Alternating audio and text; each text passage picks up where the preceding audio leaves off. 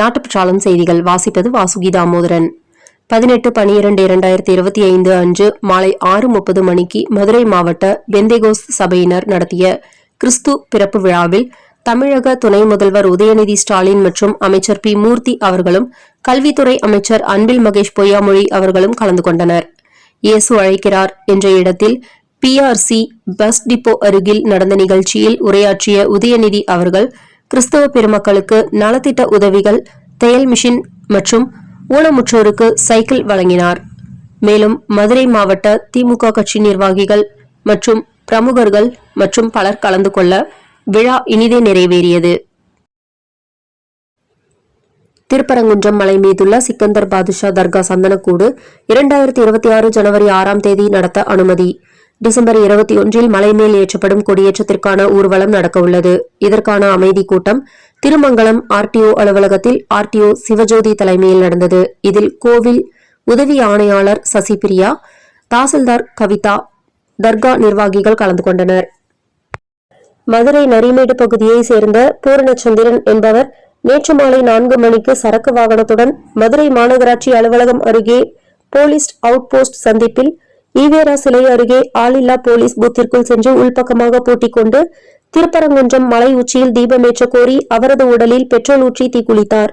இதை பார்த்த அப்பகுதி மக்கள் அவ்வழியே வந்த துணை மேயர் போலீசாருக்கும் தீயணைப்பு துறைக்கும் தகவல் தெரிவித்தார். அவர்கள் வருவதற்குள் பூரணச்சந்திரன் கருகி இருந்தார். தல்லாக்குளம் போலீசார் விசாரிக்கின்றனர். கோவையில் மகா சிவராத்திரி விழாவிற்கு மக்களுக்கு அழைப்பு விடுக்கும் வகையில் ஆதியோகி ரத யாத்திரையை பேரூர் மருதாச்சல அடிகளார் மற்றும் சிரவை ஆதீனம் குமரகுரு சுவாமிகள் ஆகியோர் துவக்கி வைத்தனர். 250க்கும் மேற்பட்ட பாடல் பெற்ற தலங்கள் வழியாக ஆதியோகி ரதம் பயணிக்க உள்ளது. இந்த ரதங்கள் மகா சிவராத்திரி வரையிலான 2 மாத காலத்தில் 1000க்கும் மேற்பட்ட கிராமங்கள் வழியாக 30,000 கிலோமீட்டர் பயணிக்க உள்ளது.